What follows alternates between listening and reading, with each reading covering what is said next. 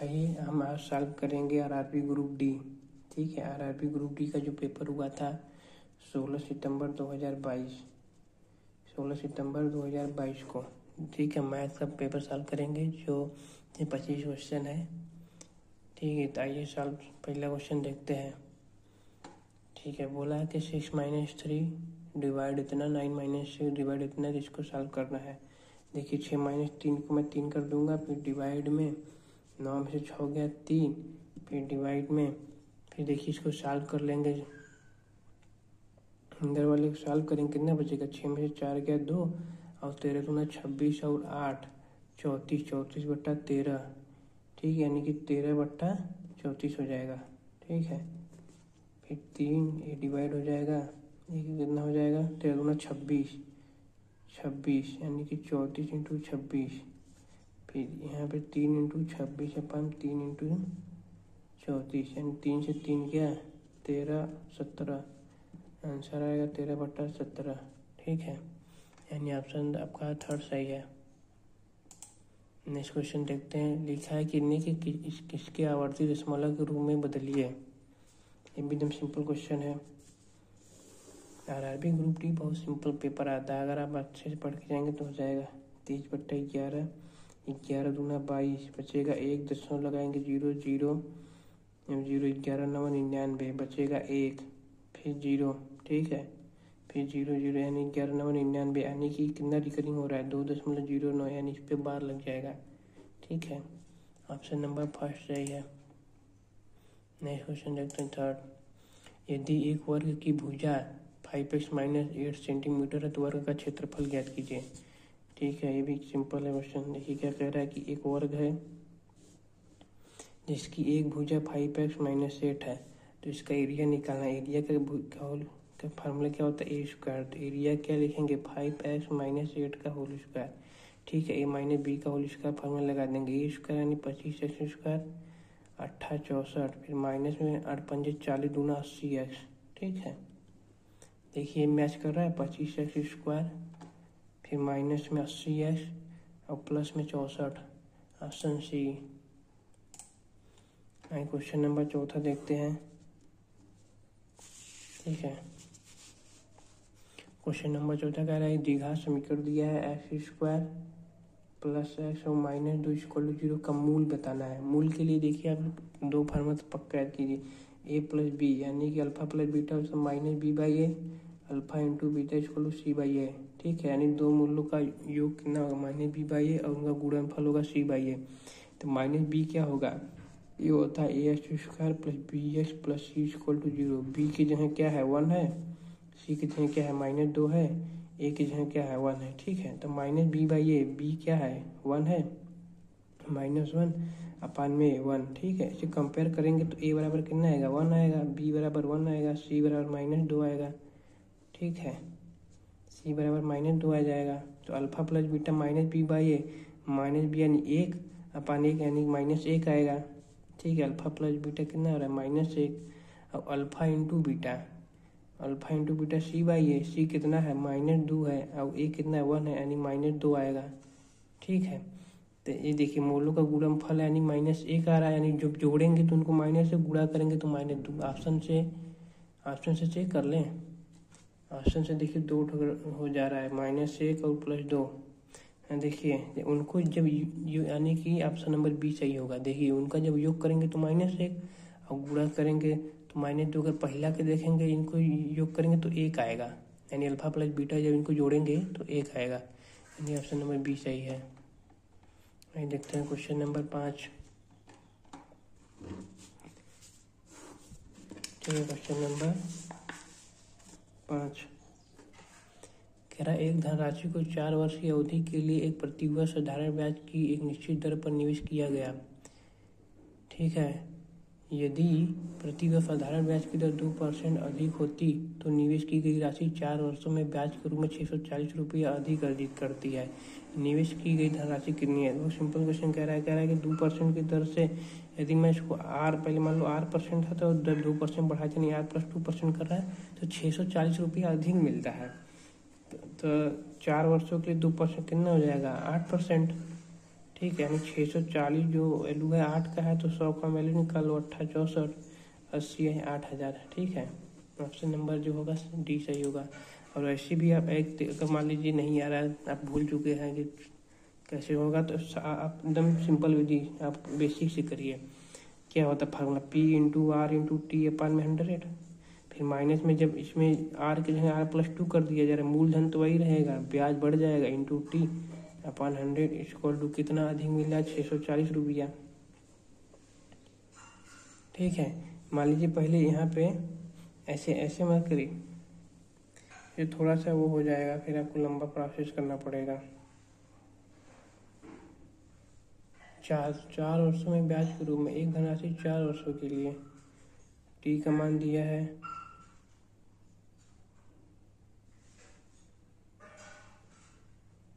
Basic से अपन ऐसे करेंगे, अगर P into R into T 100, मान लीजिए पहले 8% की दर था 4 वर्षों के लिए, तो x रुपये मिल रहा था। ठीक है, यदि मैं दर R+2 कर दूँ इंटू 4 अपन में 100, तो रुपया x प्लस 640 रुपया, यानी इन दोनों का देखिए डिवाइड कर देंगे तो फिर हल कर लेंगे। ठीक है, एक बार डिवाइड करना पड़ेगा, एक बार फिर घटाना पड़ेगा, यानी 2 इक्वेशन ऐसे बनाना पड़ेगा तो जाके ये सॉल्व होगा। इससे अच्छा आप ऐसे ही सिंपल विधि करिए। क्वेश्चन नंबर 6,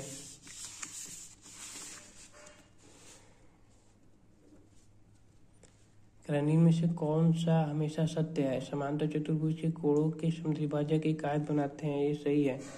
यदि आप समानांतर चतुर्भुज बनाएंगे ना, तो इनका जो कोण समद्विभाजक है ना, वो एक आयत बनाता है। ठीक है, आपको जैसे इसको जब भी इसका भी खींचेंगे, इसका भी खींचेंगे, तो ये मिल के एक आयत बनाएगा।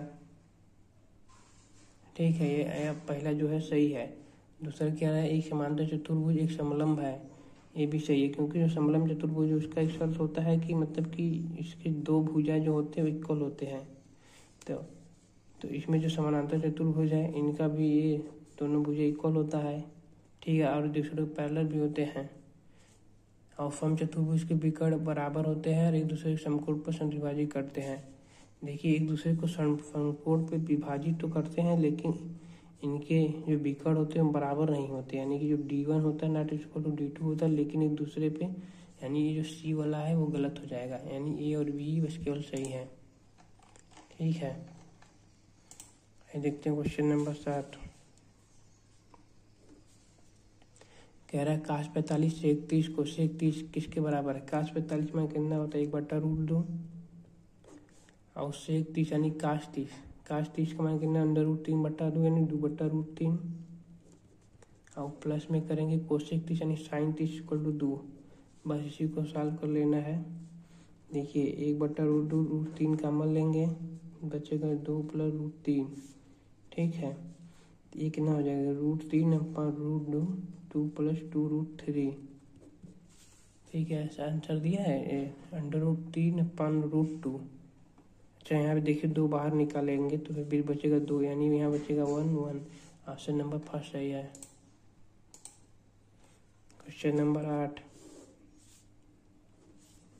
आरआरबी ग्रुप डी एकदम सिंपल, पर अगर आप चाहेंगे ना इसको लगभग, अगर पेपर ठीक रहा तो लगभग 12 से 13 मिनट में 23 क्वेश्चन 23 क्वेश्चन आराम से पूरा सही कर लेंगे। एक मानचित्र में 2 बिंदु के बीच की दूरी 5 सेमी दिया है। यदि मानचित्र का पैमाना 1 इतना है तो 2 बिंदु के बीच की दूरी कितनी होगी? देखिए, मतलब ये कह रहा है कि जैसे कि मानचित्र में, जैसे कि मान लीजिए कोई भी देश एक यहाँ से जाना, यहाँ इसके बीच की दूरी 800 किलोमीटर है, लेकिन इसको क्या करते हैं ना, इसको मानचित्र में दिखाने के ऐसे मान लेते हैं कि 800 किलोमीटर जो है मैप में 1 सेंटीमीटर के बराबर है। ठीक है, वैसे ही कह रहा है कि एक मानचित्र 2 बिंदु के बीच की दूरी 5 सेंटीमीटर है। ठीक है, मानचित्र का पैमाना इतना है, तो 2 बिंदु के बीच की दूरी याद कीजिए। यहाँ जो 1 इकाई का मान दिया है वो दिया है 40,000।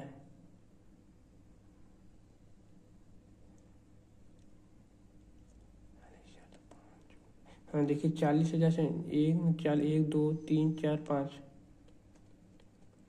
2 कर दिया है, 1 2 3 4 5 5 ही है ना, 4 लाख दिया है। एक इकाई 4 है तो 5 इकाई किसके बराबर होगा? 5 इकाई होगा 5 इंटू 1 2 3 4 लाख के बराबर।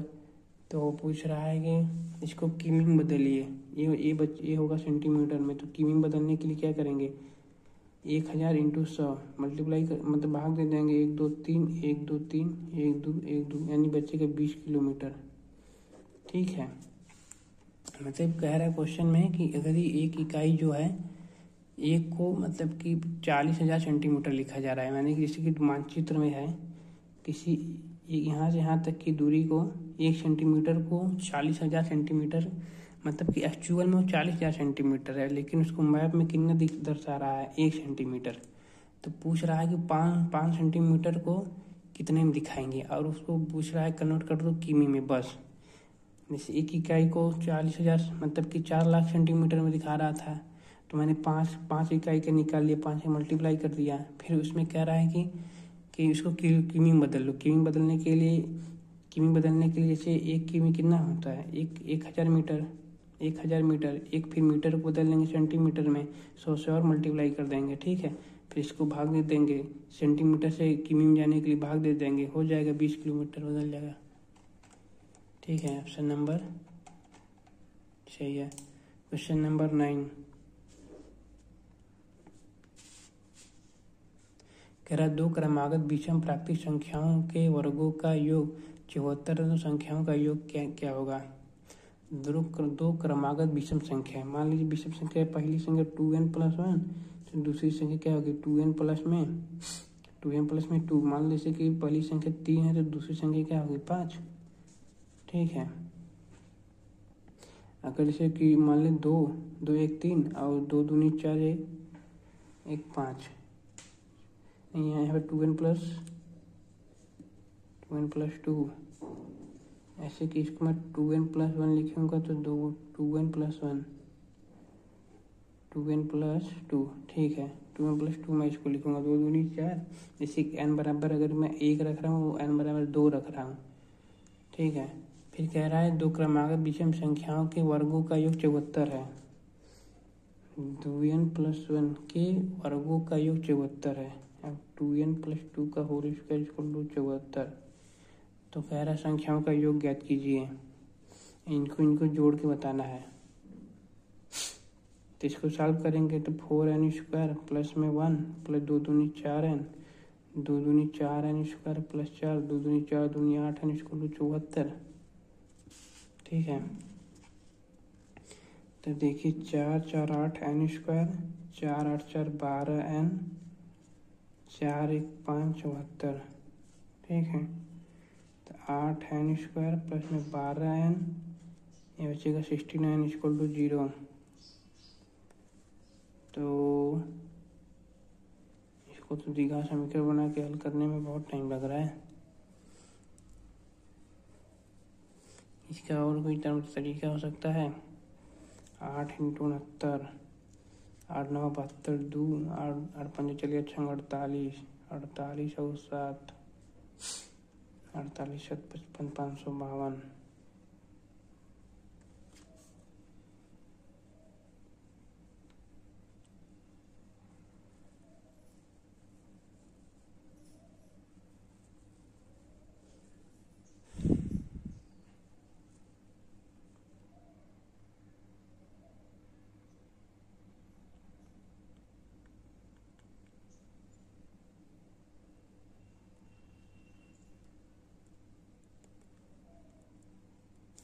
थोड़ा सा क्वेश्चन देखो चाहिए कैसे किया है।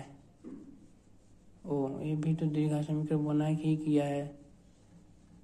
2n+3, 2n+3 मानना है 2 क्रमागत विषम प्राकृतिक संख्याओं के वर्गों का। अच्छा मान लो एक 3 है तो दूसरा 5 होगा, तो 2n+1 होगा। इसका 2n+2 दूनी 4 प्लस 1, 2n+1 और 2n+3 माना है। कैसे? 2n+1 2n+1 2n+3 कैसे हो सकता है देखिए, n के मान की मैं 1 रखूँगा तो बचेगा 3, यदि n के मान मैं 2 रखूँगा तो 2 दूनी 4 3 7। लेकिन ये लगातार प्राकृतिक संख्या नहीं है, दो क्रमागत विषम प्राकृतिक संख्याओं, एक क्रमागत तो नहीं होगा, 3 के बाद तो 5 आएगा।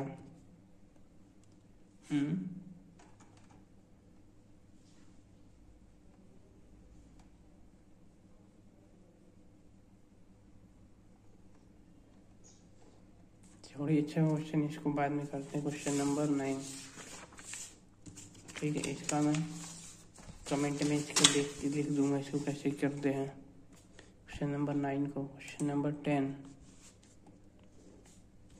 कह रहा, एक व्यक्ति जो अपनी मासिक आय का इतने % भाग खर्च करता है, वह प्रति माह इतने रुपये बचत करता है, उसका मासिक खर्च कितनी है। एक व्यक्ति जो अपनी मासिक आय का इतना भाग खर्च करता है, ठीक है, 6 18 3 9 1 10 108 ना, 6 18 3 9 1 10 यानी 110/3, ठीक है, 110/3 इतना भाग वो खर्च करता है। यदि प्रति माह वह 5700 रुपये बचत करता है, तो वो बचत कितना करेगा, 110/3, 300 माइनस में 110/3, 0 10 में से 1 का 9, 2 में से 1 का 120/3, 3 चौक के 12, 40 आ रहा है क्या, 100 माइनस यानी कि 300 माइनस 110, 0 10 में से 1 का 9, 2 में से 1 का 190 है ये, ठीक है, गड़बड़ हो रहा था, 190/3। और ये तहार जो 5700 वैल्यू है, 190/3 की वैल्यू है, तो 100 की वैल्यू निकाल लेना है। तो इसका मासिक खर्च क्या है, तो प्रतिमा इतनी बचत, अपनी मासिक इतना भाग खर्च कर रहा है और बचत इतना अच्छा, हाँ ठीक है।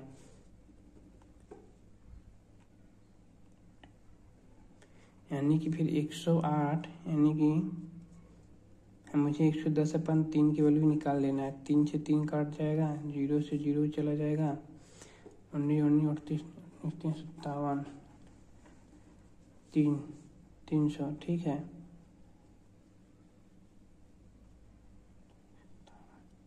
और 11 3 33 00, ऑप्शन नंबर सी सही है, ठीक है। तो समझे, अगर जैसे कि इतने रुपये भाग खर्च कर रहा है और 5700 रुपये बचत कर रहा है, यानी 100 में से जब इसको घटा देंगे तो वो जो भी बचे वो आएगा कितना, सेविंग आएगा। और सेविंग का वैल्यू दिया है 5700 के नीचे लिखेंगे सेविंग का वैल्यू, फिर मल्टीप्लाई कर देंगे खर्च से, समझ गए। जैसे मान लो कि अगर वो खर्च कितना कर रहा था, समझ गए, नहीं, मान लो कि 100 रुपये कमाता है, तो अगर 70 रुपये सेविंग करेगा तो खर्च कितना करेगा, 30 रुपये, ठीक है, वही बोला है।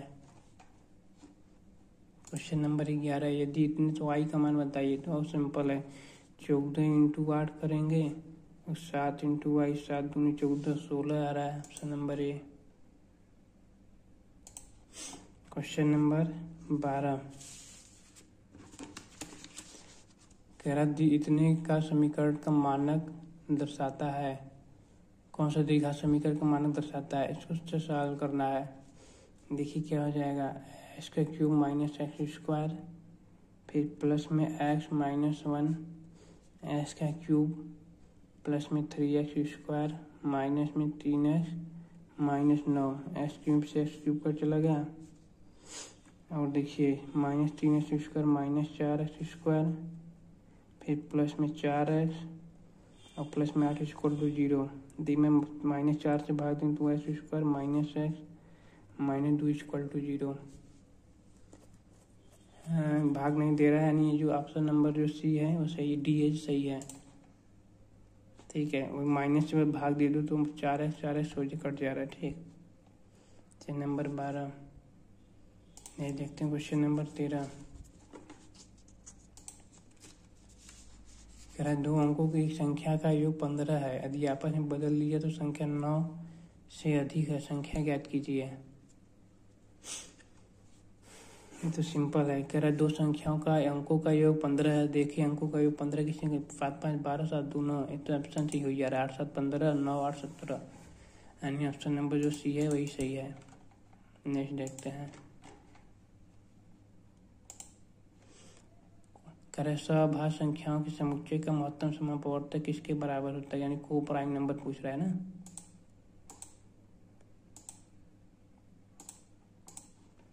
हाँ, इसका मतलब को प्राइम नंबर, इसका जो आंसर होता है 1 होता है।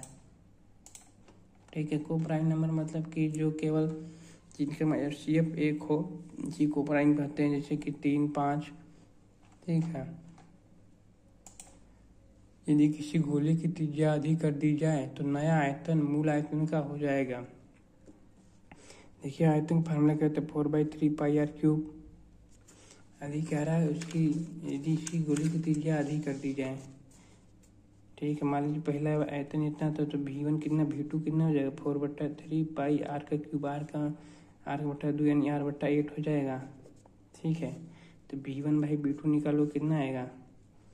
देखिए 4/3πr³, 4/3πr/8 8 हो गया है, मतलब r³ ही बस केवल है। 4/3 पाई कट जाएगा, r³ से r³ बचेगा कितना 1/8, यानी 8 बचेगा। यानी कि आपका जो V1 होगा वो 8 V2 बराबर हो जाएगा, यानी V2 बराबर V1/8, यानी कि 1/8 गुना। ठीक है, क्वेश्चन नंबर आइए देखते हैं 16। कह रहा है यदि एक त्रिभुज का क्षेत्रफल 4 सेंटीमीटर स्क्वायर है, यदि इसका आधार 3 है तो उसकी संगत ऊंचाई कितनी होगी। त्रिभुज का जो एरिया होता है 1/2 इंटू बेस इंटू हाइट होता है। एरिया दे दिया है 4 सेंटीमीटर, 1/2 बेस कितना है 3 और हाइट कितना है, हाइट निकालना है। तो 4 दूनी 8/3, 3 दूना 6, 2 सही 2/3। ठीक है, आइए देखते हैं क्वेश्चन नंबर 17। कह रहा एक दुकानदार किसी वस्तु का मूल्य क्रय मूल्य से 10% अधिक अंकित करता है। ठीक है, जैसे कह रहा है कि कास्ट प्राइस, सेलिंग प्राइस और मार्क प्राइस। कह रहा है यदि एक दुकानदार किसी वस्तु का मूल्य से क्रय मूल्य से 10% अधिक अंकित करे, यानी मालिक कास्ट प्राइस 100 तो मार्क प्राइस 110 हो जाएगा। यदि इसे छूट देने के बाद 5% लाभ अर्जित करता है, छूट देने के बाद ये 5% लाभ अधिक यानी 100 के 105 कर रहा है, तो छूट प्रतिशत कितना होगा। यानी 110 में से 5 का छूट दे दिया, 110 इंटू 100, 0 0 यानी 50/11। साल कर लो 11×44 यानी 4.54 आंसर आएगा। ठीक है, क्वेश्चन नंबर 18। कह रहा निम्नलिखित विकल्पों में से कौन सा सन्निकट मान है निम्नलिखित समीकरण के प्रश्नवाचक स्थान पर आएगा। ठीक है, सिंपल है, जैसे कि 27.9, इसमें मतलब कि वो सन्निकट मान निकालना है, एकदम एग्जैक्ट मान नहीं निकालना है कि मैं 27.92 में 4 का गुणा करूँ। जैसे 27.92 तो इसको 28 मान लो, 27.9 का मतलब 28 के करीब है तो 28 इंटू 4, फिर प्लस में 3.9 तो 4 के करीब है 4 इंटू 5, फिर माइनस में 18 /2 प्लस 1 ना, यही निकालना है। तो ये देखिए 2 9 18 हो जाएगा, ये हो जाएगा 20, ये हो जाएगा कितना 4/32 और 4 दूनी 8, 3 11, 112 और 20 2 3 132, 132 और 133, 133 में से 9 होगा, बचेगा 4 2 124। Answer number C. सिंपल था, उसके बाद निकटतम मान निकालना था 27.92 को नहीं, बस उसको देखो किसके पास किसके जा रहा है। 27.9 28 के पास है, 3.9 4 के पास है। क्वेश्चन नंबर 19 कह रहा है कि यह लव एवं समानांतर है तो निम्न में से कौन सा संबंध आवश्यक रूप से सत्य नहीं है, यानी कि कौन सा सत्य नहीं है। पहला देखते हैं, कोड 1 बराबर कोड 7 दिया है। ठीक है, सत्य है कि नहीं बताना है।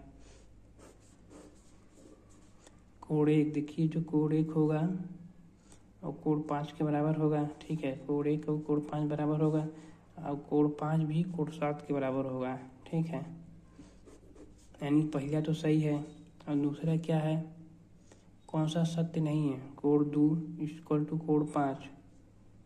ये देखिए, ये जो है एंगल 2 है, ये 5 ये है, ये गलत है, क्योंकि कोण 2 प्लस कोण 5 का जो योग होता है 180 डिग्री। ठीक है, कोण 2 और कोण 5 का योग होता है वो 180 होता है। तो यानी कि जो ऑप्शन 2 है वो गलत है। आइए देखते हैं क्वेश्चन नंबर 20। क्वेश्चन नंबर 20, यदि इतना, तो एस का मान निकालना है। देखिए 25/9 है, इसमें लिख लीजिए 25/9 के पावर एक्स प्लस 1। फिर 81/625 है ना, तो इसको कैसे लिख सकता हूँ? 625/81 1 माइनस एक्स इक्वल टू 9/25। ये जानते हैं ना, जैसे कोई संख्या 1/x, अगर 1/x रहता है तो इसको x पर -1 भी लिख सकते हैं। अगर x है तो 1/s के पावर -1 लिख सकते हैं। वैसे ही मैं जब 81/625 था तो मैं उल्टा कर दिया, तो माइनस से यहाँ पे मल्टीप्लाई जाएगा, तो ये 1 हो जाएगा, ये -x। ठीक है, अब 25/9, देखिए 25/9 के पावर x प्लस 1, ये कितना हो जाएगा? 25 का होल स्क्वायर अपन 9 का होल स्क्वायर, यानी 2 - 2s इक्वल टू 9/25। ठीक है, और ये देखिए दोनों सेम हो गया, यानी 1 पावर n, ऐसे 1 पावर n और इंटू 1 पावर m, तो क्या ऐसे फार्मूला क्या होता है? 1 पावर n प्लस m। ठीक है, तो ऐसे फिर इसमें जोड़ देंगे 25/9, इनको जोड़ेंगे तो s प्लस 1 और इसको, तो -x और प्लस में 3 इक्वल टू 9/25 इक्वल टू 1। ठीक है, ये देखिए दोनों इक्वल नहीं है। ठीक है, फिर इनको इक्वल करने के लिए इसको मैं पलट दूंगा, इसको जब पलटूंगा तो क्या होगा? 25/9 के पावर -1। ठीक है, तो -x प्लस 3 बराबर -1, तो -x बराबर कितना हो जाएगा? 4। ठीक है, ऑप्शन नंबर जो बी है सही है।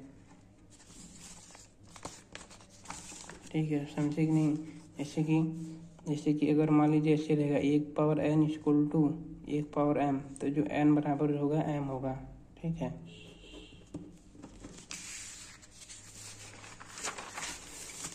आइए नेक्स्ट क्वेश्चन देखते हैं, क्वेश्चन नंबर 21।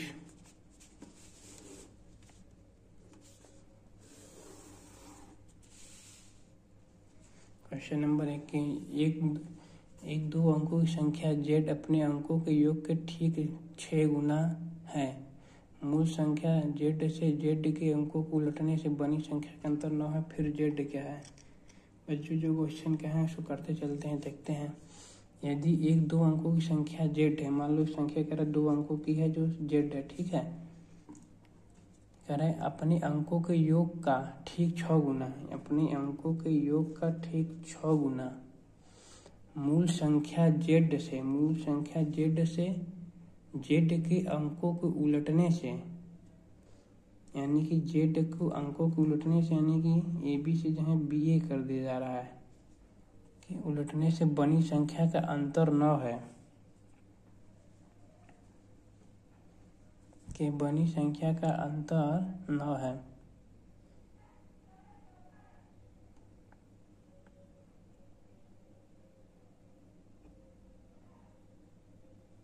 एक दो अंकों की संख्या z अपने अंकों के योग का ठीक 6 गुना है।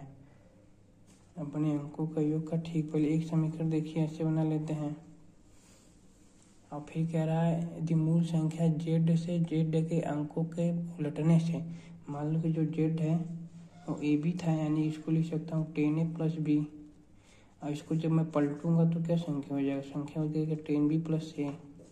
ठीक है, और मूल संख्या z से z के अंकों को उलटनों से बनी संख्या का अंतर 9 है, और इन दोनों की संख्या का जो अंतर है वह 9 है। ठीक है, फिर z का मान बताना है, तो यहाँ से इक्वेशन बनेगा क्या?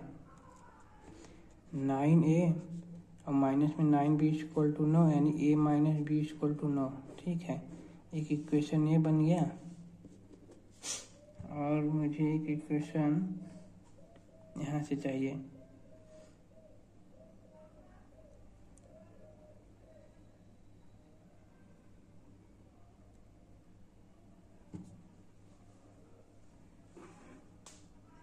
एक दो अंकों की संख्या z अपने अंकों के योग का ठीक 6 गुना है। एक तो अंकों की संख्या z अपने अंकों के योग का ठीक 6 गुना है, यानी कि z इक्वल टू AB। यहाँ पे संख्या AB लिख सकता हूँ।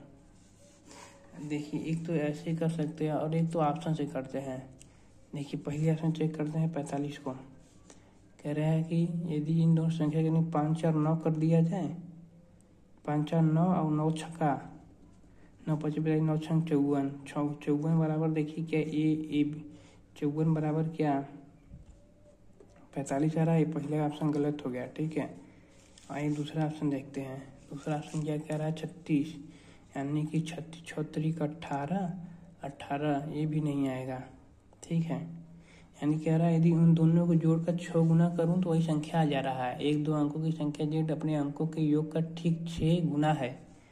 और 36 42 करूँ तो 4 2 6 6 को 36, ये भी नहीं आ रहा है। 5 4 9 5 4 9 और 9 25 45 9 6 54। देखिए ऑप्शन नंबर डी। झूठ मूठ का मैं इतना बेसिक लगा रहा था, आराम से ऑप्शन से ही कर हो जा रहा था। उस संख्या को नहीं बोला है कि यदि एक संख्या है जेड, यदि उनके अंकों का योग ठीक 6 गुना है, यानी यदि उनको योग करके 6 गुना करेंगे तो उस संख्या खुद ही आ जा रहा है। जैसे 54 है, इनका योग किया 9, फिर इनका 6 गुना कर दिया, खुद ही खुद 54 आ जा रहा है। Question number 22। दो संख्याओं का एलसीएम 588 है, ठीक है। एलसीएम है 588। दो संख्याओं का एलसीएम 588। निम्नलिखित में कौन सा का महत्तम समापवर्तक नहीं हो सकता? महत्तम समापवर्तक वो नहीं होगा जो इसको नहीं काटेगा, ठीक है। जो इसको काट देगा तो होगा ही। 588 अगर मैं 49 से काटूँ कट जाएगा। 49 1 49 बचेगा कितना 9 9 98, ये कट जाएगा। दूसरा 21 से काट के देखता हूँ। 21 से काटोगे 21 दूना 22, यानी 21 दूना 42, ठीक है। ये बचेगा कितना 6 1 88, यानी 8 8 दूना ये भी कट जा रहा है। 35 से 35 से नहीं कटेगा, 35 से नहीं कटेगा ये, क्योंकि अगर 35 कटेगा तो इसका एक आएगा 0 होगा या फिर 5 होगा। ऑप्शन नंबर सी, ठीक, क्योंकि 5 के पहाड़ा में 0 आएगा 5 आएगा 5 आएगा 0, लेकिन कहीं भी से कि 8 नहीं आएगा। क्वेश्चन नंबर 23, ठीक है।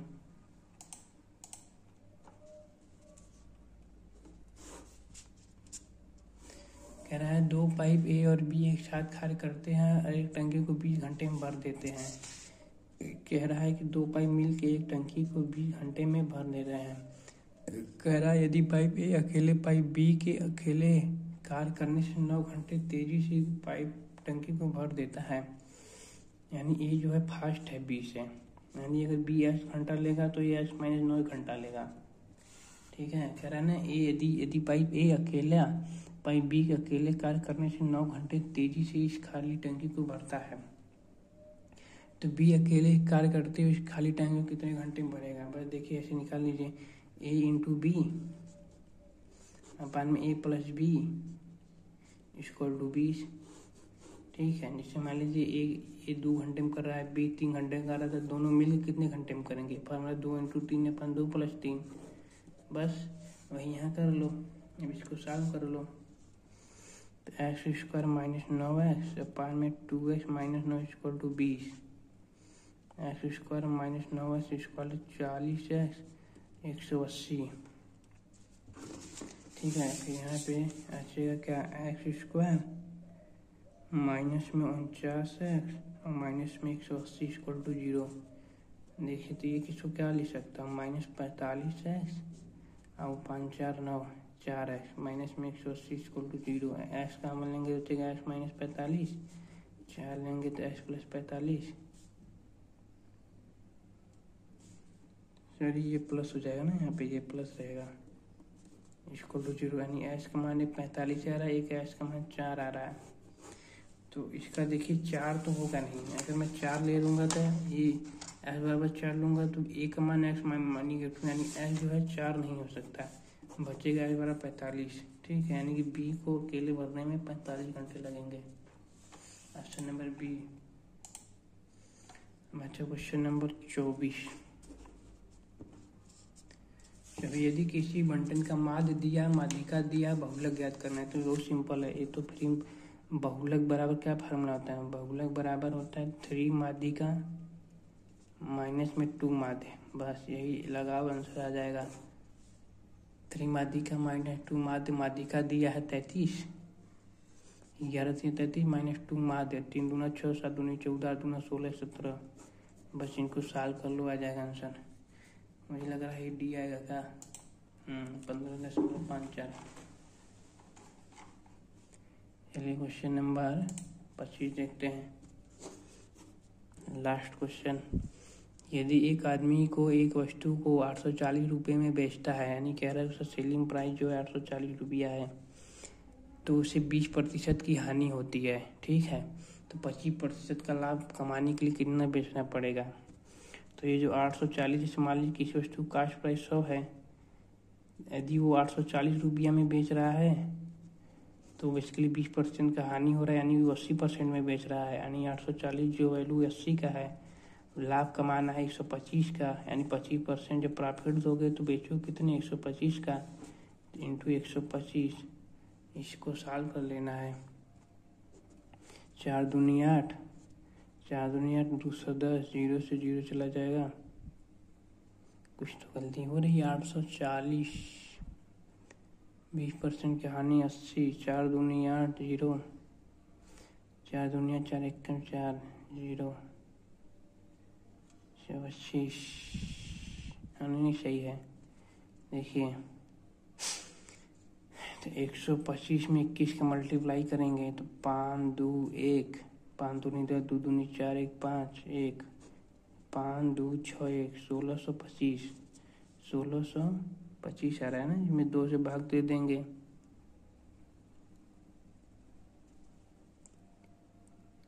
कहाँ गलती हो रही है भाई?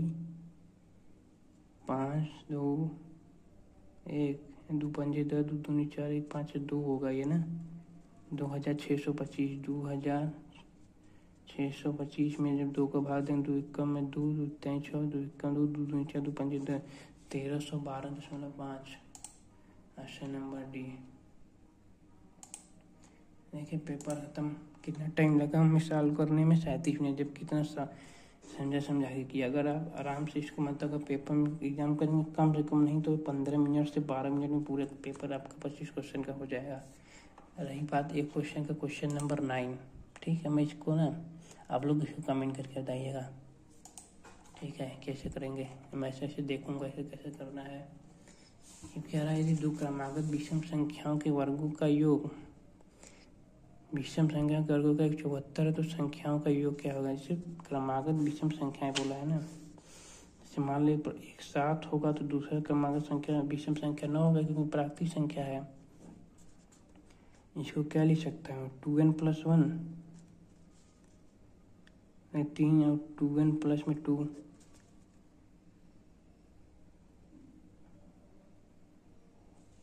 मान लीजिए पहले विषम संख्या 1 3 5 7 9 11, n 2n + 1, 2n प्लस में दे देनी 4 + 1,